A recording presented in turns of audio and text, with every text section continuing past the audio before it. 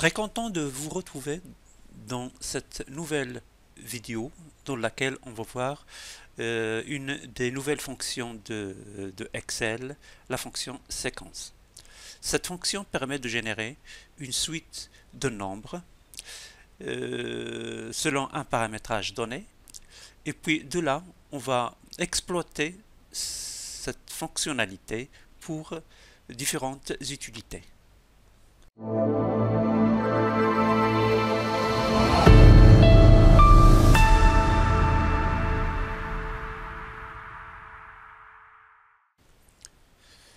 Bon, signalons d'abord que la fonction séquence appartient à la catégorie de fonctions mathématiques sous l'onglet Formule.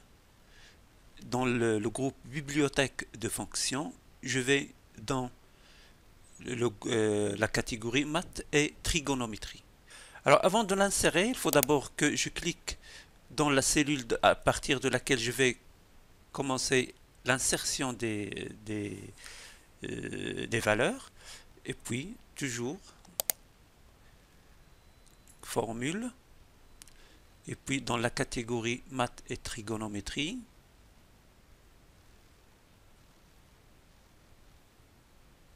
je cherche séquence.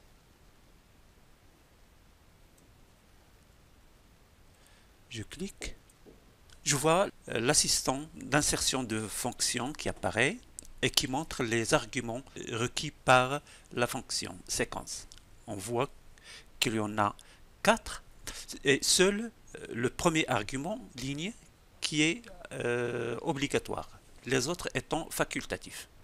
Alors, ligne, c'est le nombre de lignes qu'on veut renvoyer. Alors, dans ces lignes-là, elle va mettre des valeurs, une suite de nombres. Par exemple, si je lui donne la valeur 5 et je valide, j'obtiens une ligne, c'est-à-dire un tableau d'une seule colonne.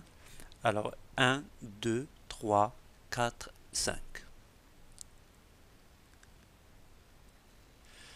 Le deuxième argument, c'est le nombre de colonnes. Alors dans ce cas, si je définis ce nombre de colonnes, par exemple si je lui donne 2, il va me donner une suite de nombres dans un tableau de 2 colonnes et de 5 lignes.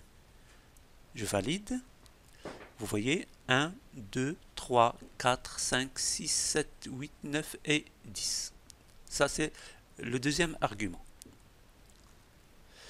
Le troisième argument, c'est la valeur de début, c'est-à-dire à partir de quelle valeur je vais commencer la suite de nombres. Ici par défaut il a débuté de 1, mais on peut bien débuter à partir d'une valeur quelconque. Par exemple, je vais lui donner 10. Je vais commencer la suite à partir de 10. Alors dans ce cas-là, vous voyez, on obtient 10, 11, 12, 13, 14, 15, 16, 17, 18 et 19, etc. Voilà, c'est bon. Le quatrième argument, c'est le pas. C'est-à-dire, pour passer d'une valeur à une autre, on va avancer de combien de pas. Par défaut, ça prend la valeur 1, c'est-à-dire elle va de 1 en 1, 10, 11, 12, 13, voilà. Mais je peux bien lui donner une autre valeur, par exemple 2. Alors dans ce cas-là, il va me donner, comme je vois dans l'aperçu, il va me donner 10, 12, puis 14, 16, etc. Je valide pour voir le résultat. Je peux bien lui donner n'importe quelle valeur, comme je viens de vous dire. Alors, par exemple, les lignes, je veux 5. Les colonnes, je veux une seule par défaut. Et je vais débuter à partir, par exemple, de 44 000, je sais pas, 550. Et le pas, je le laisse par défaut, c'est-à-dire 1. Ce qui fait qu'il va me donner 44 550, 44 551, etc. J'obtiens les valeurs. Le résultat, comme vous voyez, est 44 550, 44 551, 44 552, etc. Ces valeurs-là, je peux bien modifier leur leur format en leur donnant un format date. Alors je vais dans accueil et puis au lieu de nombre standard, je vais donner date courte. Ce qui me donne le résultat, vous voyez, c'est une suite de nombres, mais cette fois-ci c'est une suite de dates. Le 20-12-2021, le 21-12-2021, le 21-12, le 22-12, le 23-12 et le 24-12-2021. C'est cette fonctionnalité qu'on va exploiter pour essayer de créer un calendrier. Bon, alors le calendrier qu'on va essayer de créer, c'est le suivant. C'est un calendrier mensuel. Ici, nous sommes en janvier 2023. Ça commence à partir d'un dimanche. Et voilà, et ça dure jusqu'à un mardi 31 janvier 2023. J'ai la possibilité de modifier le mois. Par exemple, je fais le mois 11 2023. Je suis en novembre 2023. Ça commence un mercredi. Et aujourd'hui, c'est-à-dire le jour en cours, nous sommes le 9. C'est ce jour-là où est-ce que je suis en train d'enregistrer cette vidéo. J'ai la possibilité aussi de modifier l'année. Au lieu de 23, je vais mettre le 24. C'est de 2024. Alors maintenant, je suis en novembre 2024. Plusieurs choses sont à remarquer. Tout d'abord remarquez que les jours ou bien les cases des jours qui n'appartiennent pas au mois, ils ne sont pas affichés, ils sont vides, c'est-à-dire lundi, mardi ici, ça appartient au mois d'avant. Et la même chose pour les jours, les cases des jours qui appartiennent au mois qui suit, ils ne sont pas affichés. Une autre chose à remarquer, c'est que le jour en cours est mis en valeur. Par exemple, aujourd'hui, c'est le 9 novembre 2023. À remarquer aussi que les dates sont affichées dans leur valeur minimale, c'est-à-dire uniquement le nombre ou bien le numéro du jour en 2 chiffres. Alors, pour commencer, on va partir d'une feuille vierge et dans un premier temps, on va avoir besoin des noms des jours. On va les mettre dans une ligne d'en-tête, ça va donc lundi, et puis mardi, etc. Donc on va faire jusqu'à dimanche, vendredi, samedi, et puis dimanche. Voilà, ici nous avons les en-têtes des colonnes. Et nous allons avoir besoin aussi de l'année. Alors, année.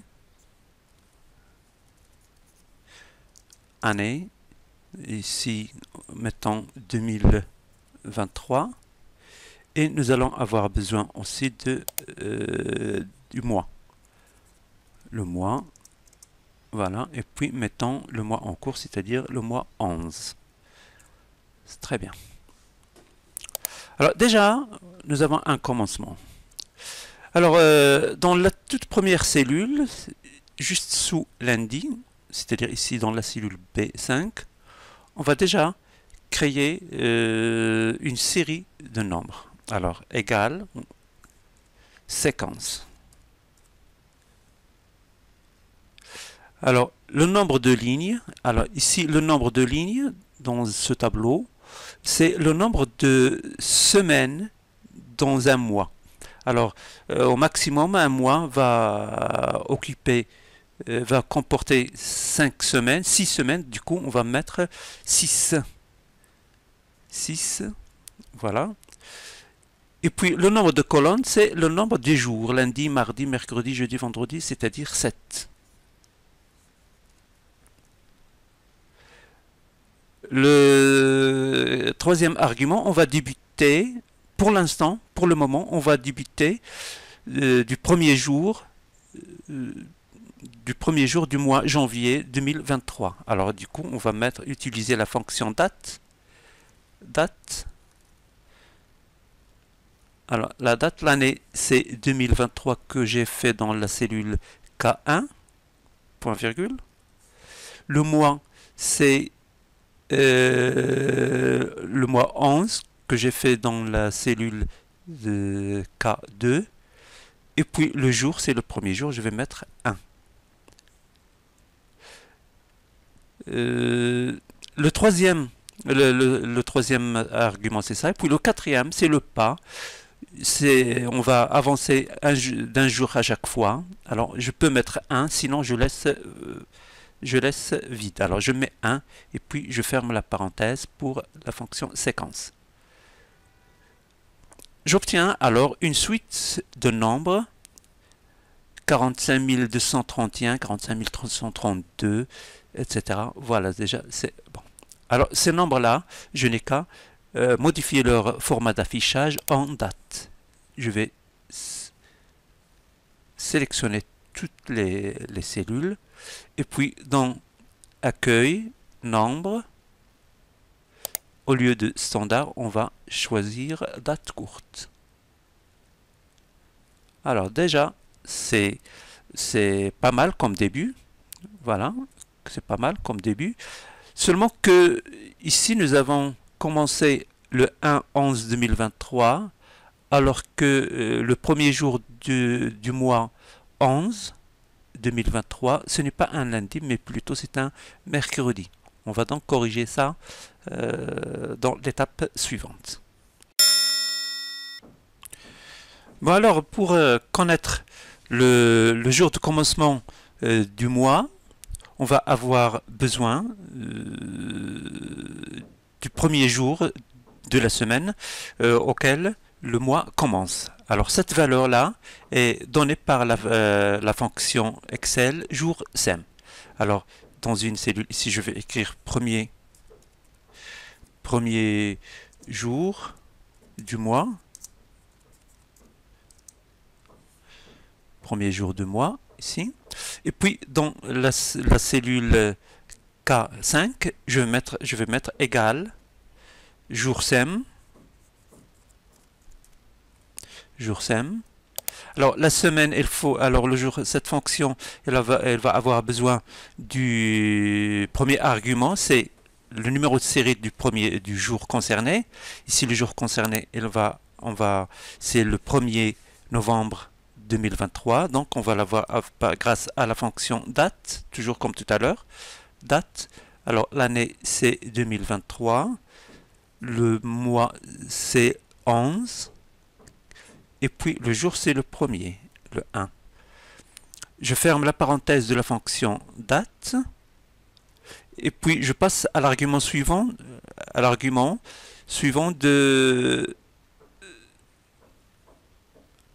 de la fonction jour-sem. Alors, je vois ici dans mon calendrier, j'ai commencé la semaine à partir de lundi. Alors, du coup, je dois prendre le type correspondant, c'est-à-dire le type de chiffre, voilà, de retour, c'est le type de retour. Et puis, je ferme la parenthèse de la fonction jour-sem. Je valide. Alors, ici, on n'a pas encore, il nous reste à rectifier la fonction séquence qui commence encore à partir de lundi, ce qui n'est pas exact. Alors, pour rectifier la fonction séquence, je vais dans son troisième argument, c'est-à-dire date K1, K2, c'est-à-dire K1 c'est 2023, puis K2 c'est le mois 11 et le premier, mais vous voyez, il faut que je recule de 3 parce que nous allons le premier jour du mois, c'est un mercredi. Alors donc, je recule de 3, donc je vais faire moins le contenu de la cellule K5, là où il y a 3, mais il faut que je rajoute une valeur, plus 1. Et puis je valide. Maintenant, je vois bien que le 1er novembre 2023 commence un mercredi, le mercredi. Et le jour d'avant, c'est-à-dire mardi, c'est le 31 octobre 2023. Et le jour d'avant, c'est-à-dire lundi, c'est le 30 octobre 2023. Ainsi, mon calendrier maintenant est exact. Il reste seulement à rectifier l'affichage. L'affichage tel qu'il est maintenant, il est trop encombrant, c'est-à-dire mon calendrier est trop chargé. Et en plus, il y a des données qui sont redondantes, c'est-à-dire nous avons le mois, on a déjà le mois ici, c'est pas la peine de le remettre dans le calendrier. La même chose pour l'année, c'est pas la peine de le mettre dans le corps du calendrier parce que nous l'avons déjà ici. Alors du coup, on va jouer sur le format d'affichage pour n'afficher ici, dans ces cellules, pour n'afficher que le numéro du jour. Alors je sélectionne toutes les cellules concernées, et puis je vais toujours dans Accueil, dans le nombre, ici, et puis cliquer sur le bouton Format du nombre pour personnaliser le format. Alors ici nous avons date, avec le numéro du jour, le numéro du mois et puis le numéro de l'année. C'est pas ça qu'on veut. On veut un affichage personnalisé. Donc je vais personnaliser. Et au lieu de, vous voyez ici, au lieu de JJ/MM/AAAA, alors je vais effacer pour ne laisser que 2J, c'est-à-dire le numéro du jour en 2 chiffres uniquement. Je valide. Vous voyez, alors maintenant nous avons bien le numéro du jour en 2 chiffres, comme vous le voyez. Il me reste seulement à centrer mes valeurs et c'est bon. Alors déjà, nous avons ici l'affichage seulement en 2 chiffres, l'affichage du numéro du jour en 2 chiffres. Encore, on va améliorer notre affichage. On ne veut pas que les jours qui n'appartiennent pas au mois concerné n'apparaissent. C'est-à-dire ici par exemple, on ne veut pas le 31, ici le 31 octobre, on ne veut pas l'afficher. On veut pas la même chose pour le 30 octobre. Et de même, on ne veut pas afficher les cellules, c'est-à-dire les jours qui appartiennent au jour suivant. Alors on va utiliser ça. Pour faire ça, on va utiliser une mise en forme conditionnelle.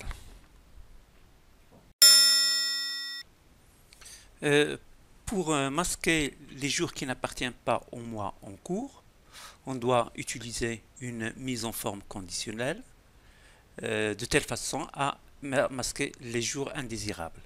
Alors pour cela, nous allons tout d'abord avoir besoin d'une petite étape intermédiaire.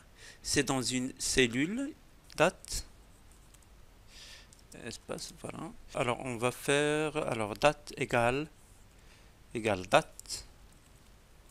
Alors toujours l'année, le mois et le jour. Ça, c'est une étape intermédiaire qu'on va utiliser pour ne pas que l'expression soit compliquée. Alors, pour ça, pour appliquer une mise en forme conditionnelle, je vais tout d'abord sélectionner toutes les cellules contenant les valeurs, et puis mise en forme conditionnelle. Et puis je vais créer une nouvelle règle.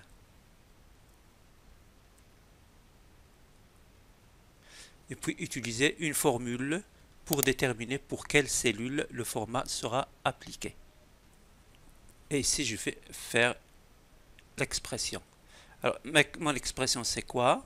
C'est je veux que toutes les cellules dont le mois est différent du mois en cours soient masquées.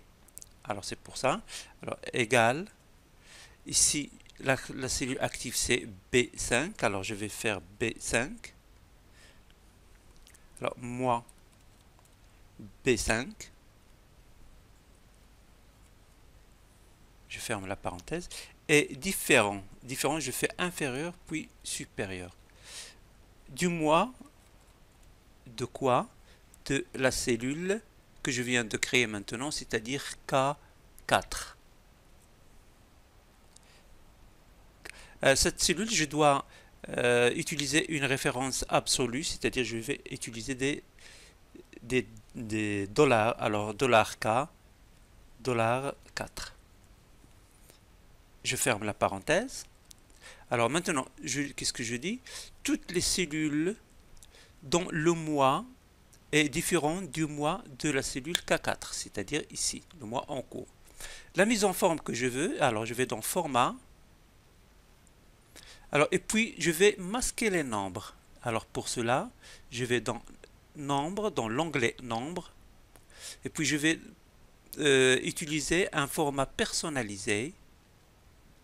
Et au lieu de standard, je vais effacer le mot standard et je vais mettre 3 points virgule.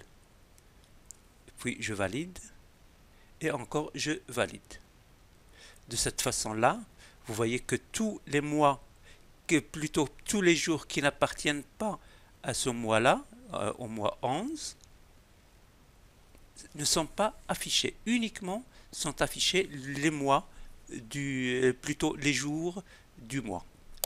Alors, si je change ici le mois 11, au lieu de mois 11, je vais faire le mois 12. Je valide. J'ai le mois 12, c'est-à-dire décembre, qui commence le 1, c'est-à-dire un vendredi, et se termine un dimanche. Pareil, si je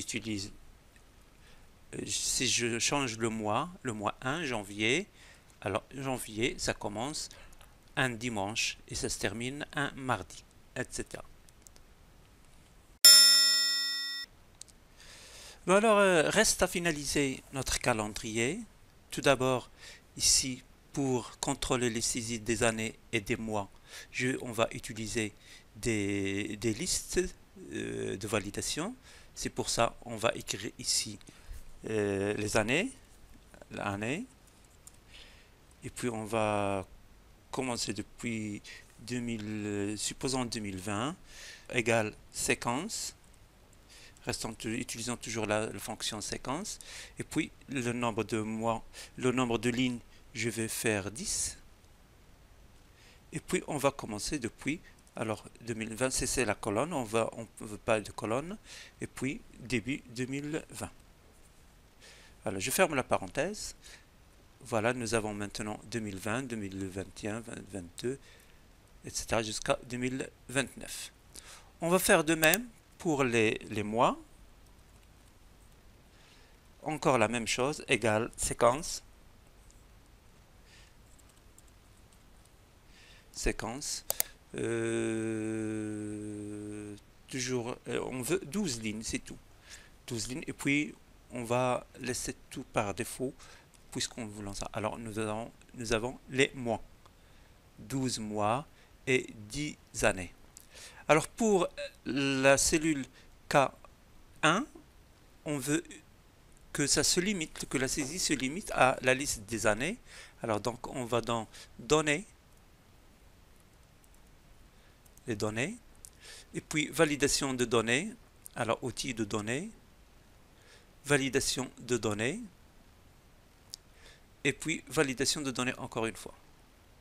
Voilà, nous voulons une liste, et la liste elle est là. Alors je vais faire cliquer sur la première et puis écrire un dièse pour lui dire que toutes les cellules qui viennent après. Je valide. Alors maintenant j'ai les cellules, c'est-à-dire la liste des années que je peux utiliser. On va faire de même pour les mois. Alors toujours pour la cellule K2, alors données, et puis outils de données, et puis toujours validation de données, et puis validation de données encore. Nous voulons une liste, et puis voilà, et la même chose depuis la cellule K8, et puis je vais mettre un dièse pour dire que toutes les autres cellules qui viennent après. Alors, et de ce cas-là, et de cette façon, nous avons la liste des mois. Voilà, nous avons. Très bien. La deuxième chose que je vais faire, c'est que je veux mettre en valeur le jour en cours. Alors c'est pour ça, on va utiliser encore une mise en forme conditionnelle. Alors c'est pour ça, je sélectionne toutes les cellules, accueil, mise en forme conditionnelle comme tout à l'heure, encore une nouvelle règle. Je vais utiliser une formule pour déterminer pour quelle cellule le format sera appliqué. Qu'est-ce que je veux? Je veux que la cellule, ou bien la cellule qui correspond au mois, plutôt au jour en cours, qui correspond à aujourd'hui. Alors donc égal, toujours B5, B5, égale aujourd'hui.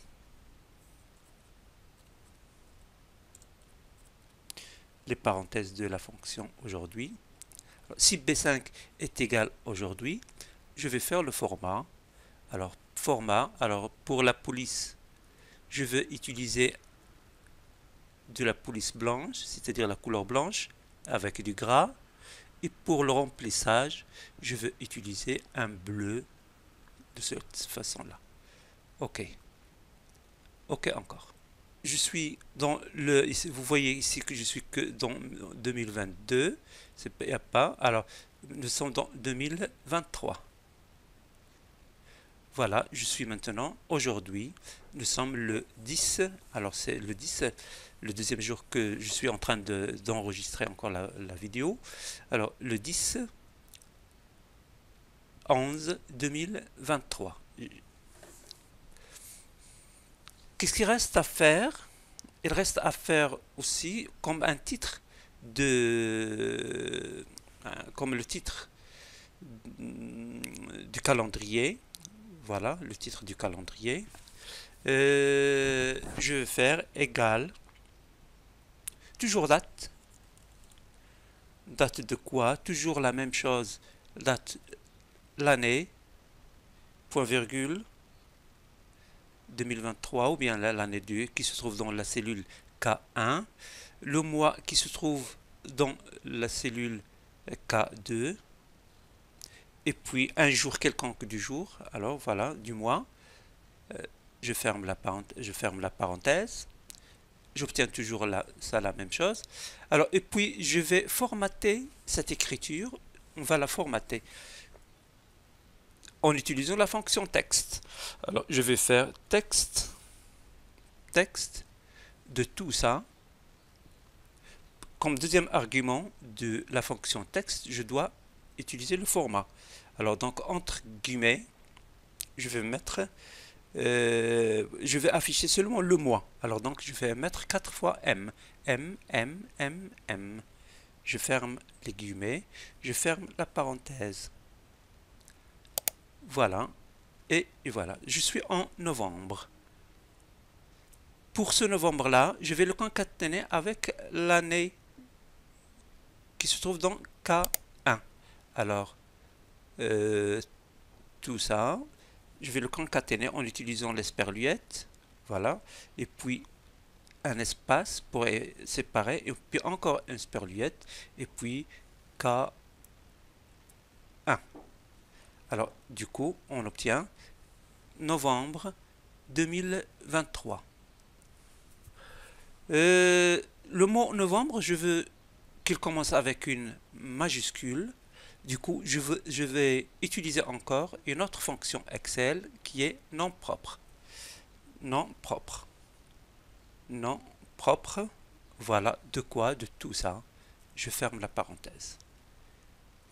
Voilà, maintenant, novembre est écrit avec une majuscule au début. Il ne reste qu'à écrire centrer cette écriture au milieu. Alors donc ici, puis je vais dans alignement, dans voilà, je vais dans alignement, et puis je clique sur le bouton pour ouvrir la boîte de dialogue, et puis alignement standard horizontal au lieu de standard, je vais écrire centré sur plusieurs colonnes. OK, et puis je valide. Plutôt avant de valider, je vais augmenter un peu. 22, 24. C'est un peu gros, mais c'est pas grave. C'est très bien. Il reste encore quoi? Il reste toujours à masquer masquer le quadrillage de la feuille. Je masque le quadrillage de la feuille. L'entête, la ligne des entêtes des jours, je vais le centrer et puis le mettre en gras. Le calendrier, je vais utiliser une bordure, c'est bon. Qu'est-ce qui reste encore? Et puis je vais quoi?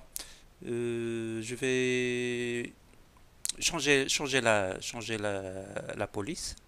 Alors je sélectionne tout en cliquant sur le coin ici, et puis changer la police. Je vais utiliser une police un peu, je sais pas, je vais voir.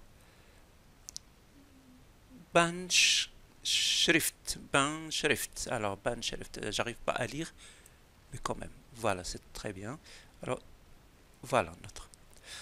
Il reste quoi encore? Cette feuille, je vais la nommer, au lieu de feuille 1, je vais la nommer calendrier.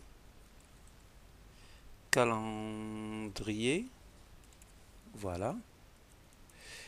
Et toutes les données ici pour nettoyer un peu la feuille. Voilà. Je vais sélectionner tout ça.